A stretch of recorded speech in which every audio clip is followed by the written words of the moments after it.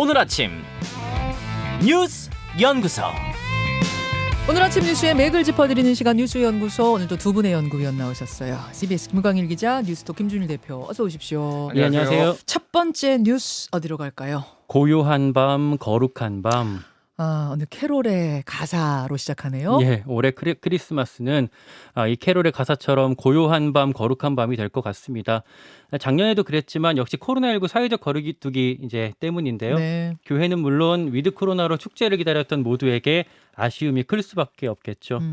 최대 피해자인 자영업자 소상공인들은 어제 서울 도심에서 300명 규모의 집회를 열어서 정부 영업 제한 조치에 항의하기도 했습니다. 네. 어제 일단 신규 확진자 7,000명 가까이 예상되고요. 위중증 환자가 1,000명 이상을 요즘 계속 찍고 있습니다. 그렇죠. 정부는 이 가운데 중환자실에서 20일 넘게 지냈던 200여 명한테 일반 병상으로 옮기라는 행정명령을 내렸고요. 다음 달 말까지 병상 7,000개를 추가 확보하기로 했습니다. 그러니까 코로나 확진자 가운데 몸이 상태가 나아졌는데도 계속 중환자실을 고수하는 분들한테 옮겨달라. 예. 그리고 그 중환자 같은 경우는 오래 있을 때 그 어떤 전파력이 더 떨어진다는 연구가 있다고 해요. 이런 또 그 과정이 있는데 다만 그 코로나 아닌 일반 환자 진료에 지금 차질이 좀 예상되고 있고요. 지친 의료진이 하나둘 이탈하기 시작하면서 네. 현장의 불안은 더욱 가중되는 분위기입니다. 예. 중증 병상 가동률은 지금 전국이 80%, 수도권이 85% 안팎입니다. 자, 김준일 기자. 예. 전 세계 쪽으로 눈을 돌려보면 지금 오미크론 신종 변이 때문에 난리가 났어요. 예. 특히 이제 영국, 유럽에서도 영국이 가장 눈에 띄는데 영국에서는 지금 하루 확진자 10만 명. 네. 영국의 자체 이제 최고 기록을 세웠어요. 영국이면은 사실은 인구가 그렇게 많지도 않잖아요. 6,700만 명이거든요. 거의 뭐 우리랑 비슷한데. 예. 그래서 지금 10만 명씩 매일 나오고 있고 지금까지 누적 확진자 수가 1,100만 명이나 된다고 합니다. 사망자도 14만 명인데 예. 영국 보리스 존슨 총리는 일단 크리스마스는 즐겨라. 그리고 크리스마스 이후에 뭐 이제 영업 제한을 하겠다 뭐 이런 얘기를 해가지고 지금 사람이 죽어나가는데 이게 맞느냐 뭐 이런 논란도 영국에서 벌어졌어요. 잠깐만요. 하루 확진자가 10만 명 나오는데 일단은 즐겨라? 크리스마스까지는 영업 제한 이런 거 안 한다고 지금 공식적으로 밝혔어요. 그 얘기는 그러면은 사실 영국의 지금 이제 방역의 스타일이 그런 식이다 보니까 10만 명이 된 걸 수도 있겠네요. 뭐 약간 그렇게- 우리랑 대응하는 게 좀 다른 느낌이네요. 그렇죠. 뭐 거기 이제 뭐 영국 프리미어리그 뭐 보면은 다들 마스크 안 쓰고 다들 즐기고 있잖아요. 예. 그러니까 그래 영국이 이런 상황이니까 다른 나라가 다 영국을 봉쇄했습니다. 그러니까 뭐 이스라엘, 뭐 독일 이런 나라들이 영국은 아예 들어오지 못하게 사람들 지금 영국에서 출발하는 사람들 못 들어오게 지금 그런 상황이고요. 그래서 지금 오미크론이 우리나라는 아직은 좀 확진이 많지는 않지만은 뭐 이 트렌드로 보면은 2, 3개월 내에 한국에서도 오미크론이 대거 유행할 거라고 이제 알 수가 있겠죠. 네. 김준일 기자. 그 다음 달까지 중등증 이상 병상을 일단은 충분히 확보하겠다는 게 어제 방침이던데 발표던데 예. 어느 정도를 생각하고 있는 거예요? 그러니까 이제 지금 15,000개인데 그거를 25,000개로 10,000개로 더 확보한다라는 거예요. 그만큼 지금 안 좋고 지금 3주간 지금 병상이 없어서 죽은 사람이 36명입니다. 대기하다가 자택에서 죽은 사람이 코로나 확진돼가지고. 그러니까 지금 그 정도로 심각해요.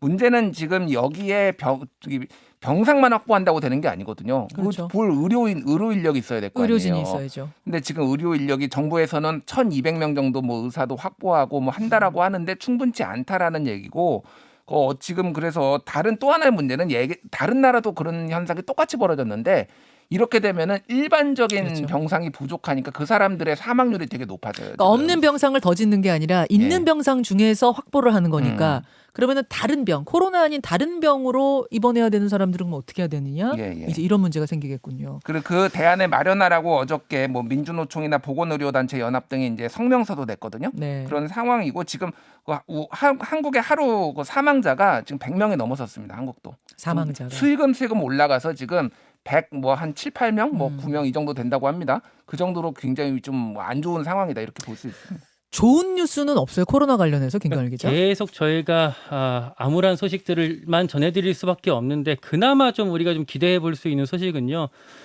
미국 식품의약국 FDA가 먹는 코로나 치료제 이게 이제 화이자의 팍스로비드랑 머크의 몰누피라비르 뭐 이름을 갖고 있는데 예. 요거 사용을 이르면 오늘 내일 중으로 승인할 거라고 하더라고요. 드디어 승인을 하는군요. 네. 먹는 치료제 뭐 개발된다 됐다 얘기는 계속 나왔었는데 미국 FDA가 오늘 승인. 네, 이르면 오늘 승인을 할 걸로 예상이 되고 있습니다. 이게 계속 변이 바이러스가 뭐 델타, 뭐 오미크론 계속 나오면서 지금 뭐 그 집단 면역이 어려워졌으니까 그나마 좀 게임 체인저로 기대해 볼 수 있는 게 이제 치료제 쪽인 맞아요. 건데 여기에 이제 우리 식약처도 화이자 팍스로비드 같은 경우에 긴급 승인을 위한 검토에 들어갔다고 합니다. 네, 그래서 네. 정부가 오늘 이제 구체적인 국내 도입 일정을 발표한다고 하니까 이 부분도 좀 관심 있게 지켜봐야겠습니다. 그래요. 기대하겠습니다. 두 번째로 가죠. 극빈층은 자유가 뭔지도 모른다. 제가 오프닝에서도 잠깐 언급했습니다만 어제 논란이 됐던 윤석열 후보의 말이에요. 예, 이 말을 정확히 좀 전달을 해드리면 네. 극빈한 생활을 하고 배운 것이 없는 사람은 자유가 뭔지도 모를 뿐 아니라 자유가 왜 개인에게 필요한지에 대한 필요성 자체를 느끼지 못한다라고 윤석열 후보가 말을 했습니다. 이게 이제 어제 전북대 학생들이랑 간담회에서 자유주의 정당 뭐 이런 관련 질문을 받아서 거기에 답하다가 나온 건데요. 네. 문맥을 좀 살펴보면 네. 아마 그 어떤 자유민주적인 가치를 위해서 공동체가 연대해야 된다. 그러니까 소득 수준이나 교육 수준이 그걸 높여서 자유를 다 같이 좀 누리자 이런 취지로 말을 한 걸로 보이긴 하거든요. 그러니까 사회에서 소외돼서 기회가 소외돼서 교육을 받지 못하면 자유를 모르는 사람들도 있을 수 있으니 결국 그들을 함께 갈 수 있는 연대의 방법을 찾자라는 말은 취지였다고 하는데 취지는 그런 것 같아요. 네. 근데 이 어떤 좀 정제되지 않은 표현 때문에 뭐 가난하고 못 배우면 자유롭고 싶어 하지도 않는다는 말이냐? 뭐 차별적인 인식이다 이런 비판을 바로 받게 됐습니다. 그러니까요. 이제 뭐 지금 뭐 윤석열 후보의 이 말뿐 아니라 그 전의 실언들 또 얼마 전 뭐 이재명 후보의 그 전두환 관련 발언이라든지 이런 것들이 듣고 나서 설명을 다시 들어야 하는 상황들, 취지를 다시 설명해야 되는 상황들이 반복이 되고 있어요. 근데 뭐 사실 이 발언 같은 경우는 취지를 또 들어도 이제 뭐 인식이 그러면 자유 그 어떤 소득 수준이 낮으면 그 네. 사람들은 자유의 어떤 필요성을 모르는 거냐 여기에 대한 또 의문도 또 다시 한번 고민해 볼 필요가 있을 것 같고요. 네, 네. 그리고 또 이제 김건희 씨 학력 허위 기재 의혹 관련 보도를 또 저희 계속 전해드리고 있습니다. 김건희 씨가 이력서에다가 뉴욕대 연수를 받았다고 적어서 그때 논란이 됐었잖아요. 예. 근데 그게 정식 해외 연수라기보다는 서울대 글로벌 리더 그 과정 중에 포함된 위탁 교육 과정일 뿐이었다고 서울대 측이 처음으로 확인을 했습니다. 네. 저희가 그 당시에 있었던 일정표도 입수를 했는데요. 네. 그 뉴욕을 방문했던 닷새 동안 오전 수업만 있었고 오후에는 뭐 견학이나 뮤지컬 관람 이런 것들만 진행했던 것으로 나타났습니다. 그 윤석열 후보의 이제 논란들이 그 안에 좀 내분도 심각한데 논란도 계속 이어지고 있어요. 그러니까 지금 국민의힘이 여러 이제 논란에 휩싸여 있잖아요. 네. 사실은 모든 게 다 윤석열 후보 본인을 가리키고 있어요. 방금 발언 논란도 한두 번이 아니잖아요. 뭐 이를테면은 뭐 그 소득 수준과 그 어떤 교육 수준에 따라서 국가별로 민주주의 정도가 다르니까 그런 것들을 봤을 때 한국도 좀 더 높여야 될 필요성이 있다. 그래야지 전체적으로 뭐 이런 식으로 말을 할 수도 있는데 이렇게 얘기를 하는 거는 기본적으로 말을 조심해야 되는 상황을 살아본 적이 한 번도 없는 거죠. 그냥 검사로서. 뭐 말을 조심할 일이 있겠습니까? 근데 이게 앞으로도 계속 반복될 가능성이 있다. 이걸 어떻게 할 것이냐.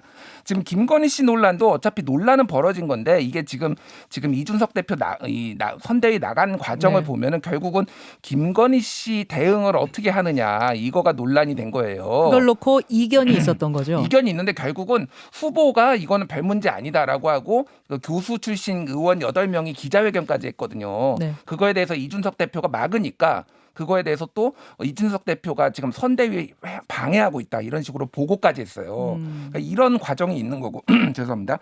그리고 어제 그러니까 이준석 대표가 언론 인터뷰를 했는데 윤석열 후보의 민주주의 발언 조수진과 이준석이 갈등하는 건 민주주의의 과정이다 이런 식의 얘기했잖아요. 네. 그거에 엄청 당황했다라고 얘기를 했어요. 그러니까 결국은 모든 게 다 지금 윤석열 후보를 가리키고 있다. 이게 그러면은 선대위를 이를테면 슬림하게 한다고 이 문제가 해결이 될 것이냐.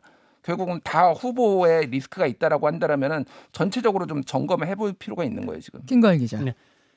이준석 대표랑 조수진 그 최고위원 사이의 갈등도 말씀하신 것처럼 결국엔 지금 윤석열 후보를 지목하고 있는 것 같거든요. 이준석 대표가 요새 계속하고 있는 그 발언들을 계속 보면 이준석 대표 어제 우리 한판 승부 프로그램에서도 선대위에 이제 사퇴한 이후에 윤석열 후보 본인의 전화가 일체 본인한테 없었다라고 얘기를 했어요.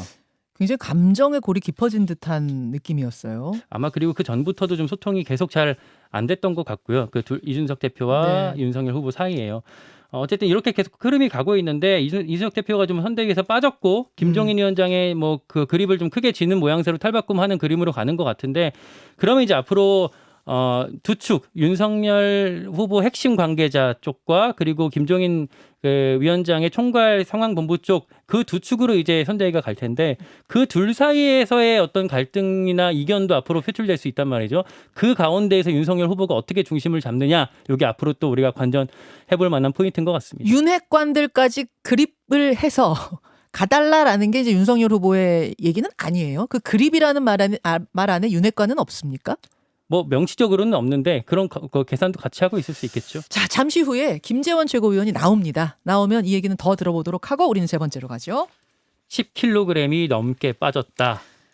요것은 그제 숨진 채 발견된 김문기 성남도시개발공사 개발사업 1처장 유족의 말입니다. 예. 예. 김 처장 동생이 어제 그 분당에 있는 빈소에서 몇몇 기자들한테 한 말이거든요. 사망 전날 형이랑 밥을 같이 먹었는데 정신이 혼미한 상태였다. 최근에 그리고 10kg이 넘게 빠져 있더라. 네. 그러니까 이게 김문기 씨가 피의자가 아니라 참고인이었는데도 검찰, 경찰 번갈아 가면서 소환 조사를 계속 받아야 했던 어려운 상황을 좀 이렇게 토로를 한 거고요. 숨진 김 씨가 여기에 또 최근에 그 성남대 도시개발공사의 내부 감사까지 받았다고 하더라고요. 왜냐하면은 지금 키맨이 한 4명 정도 있는데 그 중에 현직으로 아직도 개발공사에 있는 사람은 김문기 씨밖에 없었잖아요. 네. 그러니까 내부 감사를 받았고 숨진 그날 징계가 떨어진 날이었다면서요. 그러니까 뭐 또 그리고 고발을 검토한다는 소식을 김문기 씨가 직접 들었던 날 그 상황이 있어서 아마 좀 정신이 좀 마음이 좀 어려웠을 것 같고요. 그 이재명 후보가 어제 그 SBS 인터뷰에서 그 이와 관련해 좀 입장을 밝혔어요. 그 김문기 씨의 어떤 그 극단적 선택이 좀 안타깝다. 네. 그리고 이 선택의 원인은 수사 과정에 좀 있었던 것 같다 이렇게 밝혔거든요. 그리고 또 이제 이재명 후보 본인이 성남시장일 때는 김 처장을 몰랐다 이렇게 얘기를 했습니다. 네. 근데 이제 그 뒤에 또 좀 파장이 나왔는데요. 국민의힘 김은혜 의원이 사진을 이제 한 장 공개를 했습니다. 2장 공개했어요. 예. 예. 이재명 후보가 성남시장이었던 2015년에 그 10박 11일 일정으로 호주랑 뉴질랜드를 방문했었는데 그때 김 처장이 바로 옆에서 수행하고 있는 동행했던 사진을 공개를 했거든요. 그러면서 여기 옆에 있었는데 어떻게 모를 수 있냐, 거짓말한 거 아니냐 이렇게 김은혜 의원은 주장을 했습니다. 예.